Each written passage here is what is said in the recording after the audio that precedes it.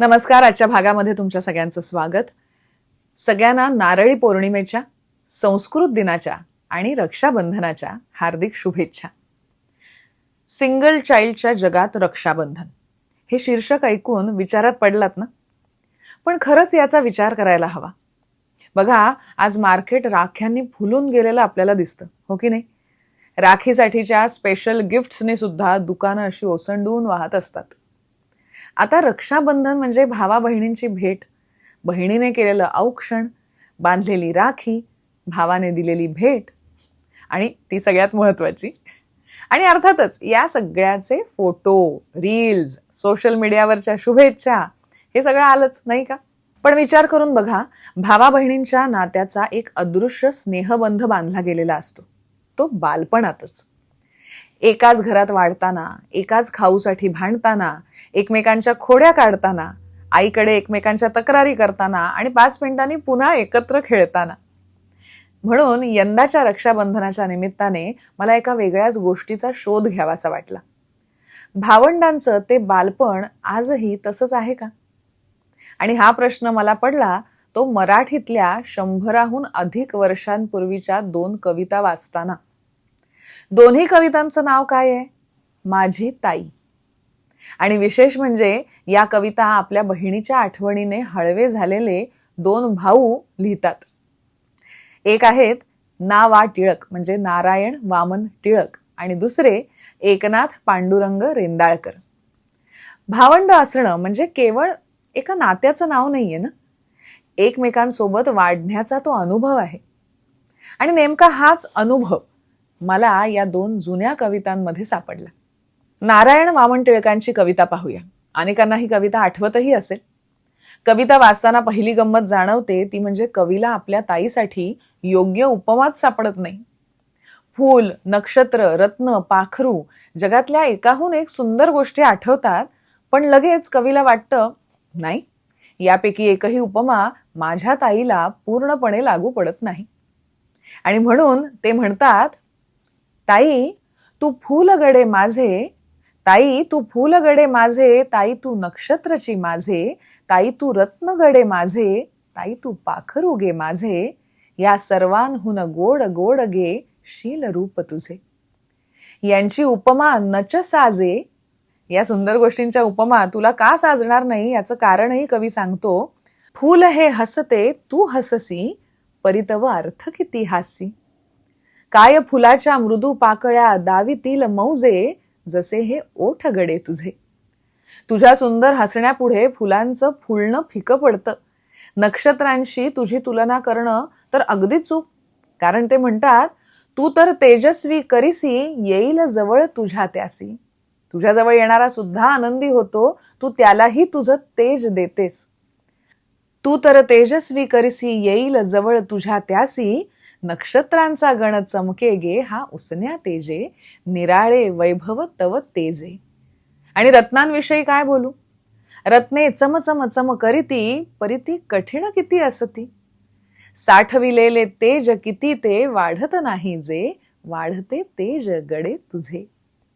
रत्नांचे तेज एकसारखेच, पण तुझे तेज, तुझे सौंदर्य दिवसागणिक वाढत जाणारे. गाई पाखरू गानाला एकची अर्थ नसे त्याला, गान तुझे परिसुनी स्वर्गीचे दूत, गानपटू जे नाचती सुखे ताई माझे.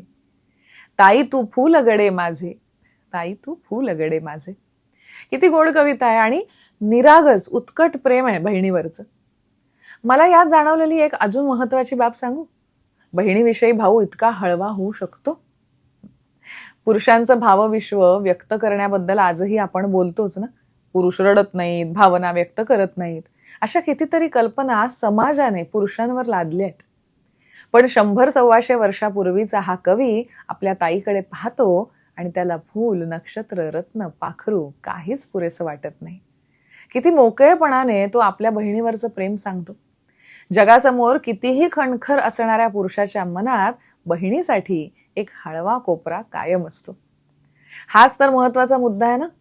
असं एकत्र वाढण्याचं सुख ज्यांना मिळालं ती भावंड एकमेकांचे बेस्ट फ्रेंड्स असतात, हो की नाही?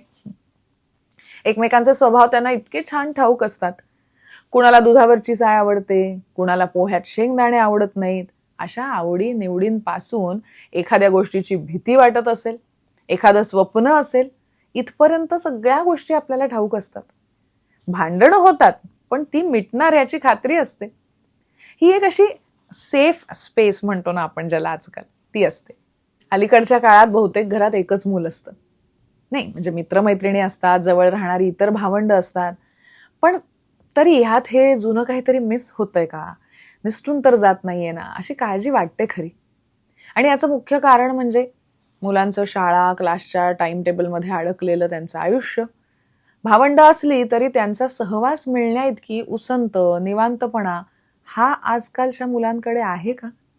म्हणून कवी रेंदाळकरांची माझी ताई वाचताना मला असं वाटलं की आपण कविता वाचतच नाही आहोत, आपण जणू 100 वर्षांपूर्वीच्या एका घराचा असा होम व्हिडिओ पाहतो आहोत. फक्त त्यांच्या हाती आजचा सारखा कॅमेरा नाहीये, तर शब्द आहेत. या कवितेखाली मासिक मनोरंजन जून 1914 अशी नोंदही आहे. म्हणजे 1914 मध्ये प्रकाशित झालेली ही कविता आहे. आजपासून 112 वर्ष आधी लिहिलेली कविता. पण ती कविता किती जिवंत चित्र उभं करते आपल्यासमोर बघा. पडुनी कोवळे ऊन सकाळी अंगण शोभे सोनेरी. पडुनी कोवळे ऊन सकाळी अंगण शोभे सोनेरी. अल्लड वेली लाजत डुलता मौज दिसे काही न्यारी. सकाळचं कोवळं ऊन, अंगण, मुलांचा खेळ आणि त्या खेळात कवीची ताई. माझ्या छबुड्या ताईसह मी किती खेळलो खेळ तिथे. ऐकुनी गाणी तिची बोबडी येई आनंदा भरते. किती सहज डोळ्यासमोर दृश्य उभं राहतं. अंगणात एक भाऊ, त्याची एक बहीण, ताई खेळत आहेत. तेव्हा बालपण होतं आणि शाळेपलीकडेही आयुष्य होतं. शाळा सुटल्यावर प्रत्येक तास असा आखलेला नव्हता. क्लास, मग दुसरा क्लास, मग एखादी ऍक्टिव्हिटी, होमवर्क आणि त्यानंतर मग स्क्रीन टाइम. असं वेळापत्रकात बंदिस्त आयुष्य नव्हतं. मुलांना काही वेळ काहीही न करण्यासाठी मिळत होता. आणि त्या काहीही न करण्याच्या वेळेतच कितीतरी गोष्टी घडायच्या. ताईची वेणी ओढायची, तिने पाठलाग केला की पळायचं, एकमेकांची नक्कल करायची, रुसायचं, भांडायचं, पुन्हा खेळायचं. रेंदाळकरांच्या कवितेत असे कितीतरी छोटे छोटे प्रसंग येतात. माझ्या छबुड्या ताईसह मी किती खेळलो खेळ तिथे. ऐकुनी गाणी तिची बोबडी येई आनंदा भरते. नव्हता काही अर्थ तयाला सूरही होता साधाच. नव्हता काही अर्थ तयाला सूरही होता साधाच. परंतु गाणे गोड ऐकले जन्मामधी मी तेच. इंद्रधनुष्या परी जे उठले मनात नाना रंग तदा. अजून अजून असती तसेच तेथे पुसून जातील ते न कदा. त्या नादाचे करीत चिंतन जातो माझा वेळ किती. त्या नादाचे करीत चिंतन जातो माझा वेळ किती. निसटून गेला स्वर्ग पुन्हा तो येईल का परतुनी हाती. आज जे आजी आजोबांच्या वयाचे असतील त्यांना तर असे किती क्षण आठवत असतील. तुमच्या पिढीने हा बालपणीचा काळ सुखाचा खऱ्या अर्थाने अनुभवलाय नाही का? अशी आता तुमच्या मनात असलेली एखादी आठवण आम्हाला प्रतिक्रियेमध्ये नक्की सांगा. आणि तुमच्या भावंडांना हा भाग पाठवायला विसरू नका. त्यांनाही या कवितेतून तो काळ पुन्हा अनुभवता येईल. अर्थात अगदी आमच्या लहानपणापर्यंत हे असं वातावरण घरोघरी होतच. माझ्याही होतं. यात झपाट्याने फरक पडला आहे तो गेल्या काही वर्षात. आता ही आठवण बघा, कवितेत हाक ताई अशी मारली असली तरी ती धाकटी बहीण असावी. कारण रेंदाळकर लिहितात, मीच ताईला दिधला घालुनी ओनामा आरंभाचा. पाटीवर पहिली अक्षरं मीच तिला लिहून दिली. मीच ताईला दिधला घालुनी ओनामा आरंभाचा. ध्यास घेतला माझ्या संगे शाळेमध्ये यायचा. घेऊन पाटी एके दिवशी काढून काही रेघोट्या. घेऊन पाटी एके दिवशी काढून काही रेघोट्या. नाचत नाचत येऊनी मजला दावी डौलाने मोठ्या. विचित्र लिहिणे पाहुनी ते हसुनी दुखले पोट तदा. चिडवुनी तिजला पुढे रडविले आम्ही सर्वांनी कितीदा. ही अशी चिडवा चिडवी तर हवीच नाही का? पण आता मागे वळून बघताना कवीला काय वाटतं? सारी ज्ञाने जगातली ती शिरती अंती अज्ञानी. सारी ज्ञाने जगातली ती शिरती अंती अज्ञानी. ताईच्या मग त्या खेळाला कसे हसावे सुज्ञांनी. सगळे प्रश्न शास्त्रांनाही सोडवता आलेले नाहीत, म्हणजे तसे सगळे अडाणीच. मग ताईला चिडवण्यात काय अर्थ आहे? उलट तिला मात्र तेव्हा जगात शहाणा तो आपला दादा असा विश्वास होता, आणि म्हणूनच तर काही लिहिले तरी ते त्यालाच दाखवायचे. त्या रेघावा ग्रंथ विशालही दाविती एकच भावाला, की विश्वाचे रहस्य अजवरी नाही कळाले कोणाला. मग अशी म्हटलं ना, सेफ स्पेस. या अशा छोट्या छोट्या प्रसंगातून ती सुरक्षित जागा आपोआप तयार होत असते. अर्थात ताईचीच फजिती होते असं नव्हे, दादाच्या फजितीचा हा प्रसंग पहा किती गोड आहे. एका पहाटे झालेली ही गंमतशीर घटना. पडुनी उशेचा प्रकाश नाजुक, दूर होऊनी अंधार. पडुनी उशेचा प्रकाश नाजुक, दूर होऊनी अंधार. अव्यक्तातील सृष्टी येता व्यक्तपणाने बाहेर. तोडायला फुले चिमुकली आपल्या चिमण्या हातांनी. माझ्या ताईसह मी होतो हिंडत अमुच्या उद्यानी. फुले हासरी भरून गेली नाना रंगी सभोवती. परी लाजवी कळी तयांना माझ्या सन्निध जी होती. माझी ताई होतीच तितकी सुंदर. चिमणी बोटे लालपणावर चिमणा तो गोंडस हात.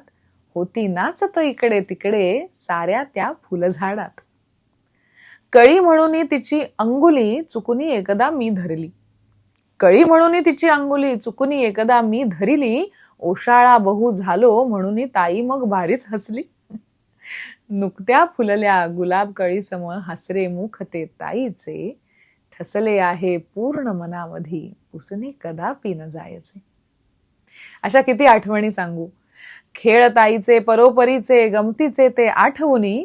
व्यक्त न करवे आता मजते कसे कायजे होय मनी. हे मराठी गाण्याला किती गोड वाटतंय ना. म्हणजे रोजच्या जगण्यातले अनुभव कवितेत किती छान सांगता येतात. आता इथे मनी शब्दावर केलेली गंमत बघा. ताईची मैत्रीण कोण, तर मनी माऊ. बसेल बोलत मनी बरोबर, मनीचे हितगुज सांगितले. बसेल बोलत मनी बरोबर, मनीचे हितगुज सांगितले. लक्षात आली ना गंमत. बसेल बोलत मनी बरोबर, मनीचे हितगुज सांगितले. गाऱ्हाणी ही सर्व आमची जवळ तियेच्या ओकेल. निसर्ग तिला मित्रच वाटतो. झाडांशी पाना फुलांशी तिची गट्टी. उठुनी एकदा तर लगबगीने भातुकलीच्या खेळात. आमंत्रणही फुलवेलीला देऊन आली बागेत. ह्याच तिच्या सवयीमुळे एकदा या दोघांचं भांडण झालं. काय झालं? हळूच सारीत केस बाजूला आपुले भुरभुर उडणारे. फिरवत होती इकडून तिकडे चंचल डोळे हसणारे. येऊनी भुरकन समोर चिमणी भिंतीवरती एक बसे. तिला पाहुनी मुखी ताईच्या आले खुदकन गोड हसे. दादा ती मने निलोप मादा, गेऊनिया या मायेली. गाणे पडले न ते मुखातून तो चिमणी मी उडविली.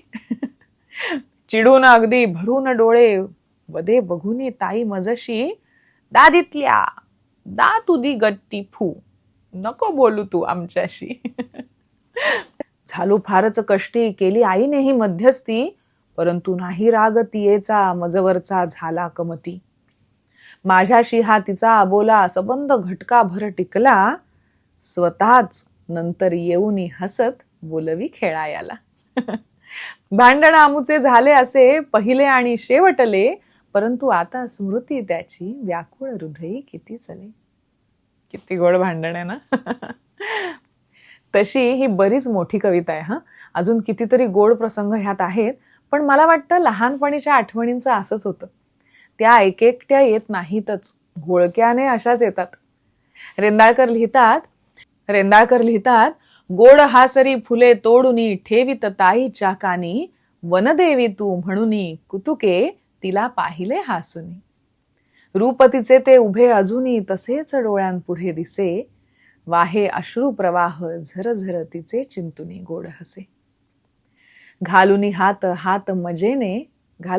हात मजेने माझ्या ताई समवेत. किती वाटले सौख्य मनाला हिंडत असता बागेत. सदा फुलांनी भरलेले ते उषारसाने खुललेले. बालपणीचे सुवर्ण दिन ते गेले कायमचे गेले. तेच असे हे घर आत्ताचे बागही आहे तीच जुनी. तेच असे हे घर आत्ताचे, बागही आहे तीच जुनी, परंतु गेली जादू सगळी त्यातील पूर्वीचे निघुनी. आणि मग प्रश्न पडतो, आजच्या सिंगल चाइल्डच्या जगात या कवितेचं काय होतं? इथे एक गोष्ट सांगायला हवी की एकुलतं एक मूल ही काही आजच निर्माण झालेली, अशी अचानक निर्माण झालेली गोष्ट नाही. आणि भावंडांसोबत वाढण्याचा अनुभव आता कालबाह्य झाला असंही नाही. सख्खी भावंड असोत, चुलत भावंड असोत, मामे मावस आत्ते भावंड असोत, मानलेली भावंड असोत, उन्हाळ्याची सुट्टी आली की आजी आजोबांच्या घरी जमलेली ही 8-10 अशी मुलं, हे आजही अनेकांच्या घरी बालपणाचं चित्र आहे. आणि आजही भावंडांमधली माया कमी झालेली नाही. आजही भाऊ बहिणीवर तितकंच प्रेम करतो. आजही बहीण भावासाठी तितकीच हळवी होते. मग बदललं आहे काय? तर नात्याला मिळणारा स्वच्छंद वेळ बदललाय. घरात 2 भावंड आजही असतील, पण एकाची शाळा वेगळी, दुसऱ्याची वेळ वेगळी, एकाचा क्लास, दुसऱ्याची स्पोर्ट्स ऍक्टिव्हिटी, आणि उरलेल्या वेळेत प्रत्येकाच्या हातात त्याचा स्वतंत्र स्क्रीन. मग एकाच घरात राहून सुद्धा एकमेकांबरोबर उगाच घालवायला मिळणारा वेळ तो आता कमी झालाय का? हा प्रश्न मला महत्वाचा वाटतो. कारण भावंडांचं नातं कदाचित याच उगाच घालवलेल्या वेळेत आकार घेत असतं. कारण ताईची वेणी ओढणं टाइम टेबल मध्ये लिहिलेलं नसतं. भावाची खोडी काढणं ही काही ठरवून करण्याची ऍक्टिव्हिटी नसते. ह्या नात्यात शेअरिंग शिकण्यासाठी वेगळा तास लागत नाही. खाऊच वाटून खावा लागतो. निगोसिएशन आपोआप शिकावं लागतं.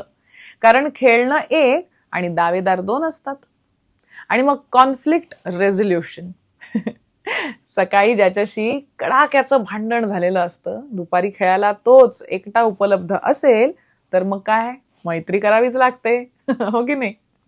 कदाचित भावंड आपल्याला जगण्याच्या कितीतरी गोष्टी अशाच नकळत शिकवत असतात.